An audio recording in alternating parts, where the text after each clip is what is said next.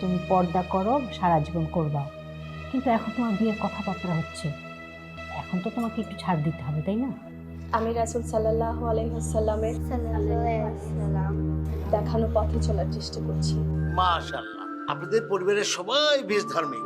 এমন ধার্মিক পরিবারের মেয়েই তো আমরা খুঁজছিলাম। একটা মেয়েকে একটু ডাকুন। জি, মাফ করবেন ভাইজান।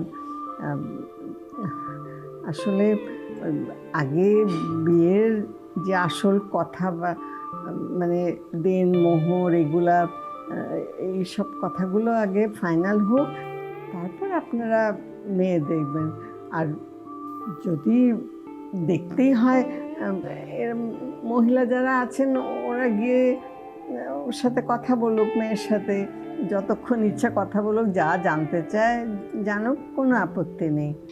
মেয়েকে তো আমি আগে দেখেছি, কথাও বলেছি, কিন্তু ছেলের বাবারও তো দেখার একটা বিষয় আছে না? কই গেলে সুফিয়া? এই রাবেয়াকে নিয়ে আসো তো।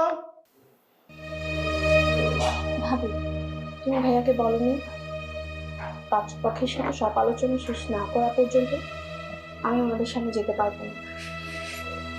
ওনাদের মেয়েদের আসতে বলে এখানে, আমার সাথে যতক্ষণ খুশি কথা বলো, আমাকে দেখো, আমার তাতে কোনো আপত্তি নেই। শোনো রাবেয়া, তুমি পর্দা করো, সারা জীবন করবা, কিন্তু এখন তোমার বিয়ের কথাবার্তা হচ্ছে, এখন তো তোমাকে একটু ছাড় দিতে হবে, তাই না? না ভাবি, আমি রাসূল সাল্লাল্লাহু আলাইহি ওয়াসাল্লামের দেখানো পথে চলার চেষ্টা করছি। এই পথেই শান্তি, এই পথেই কল্যাণ।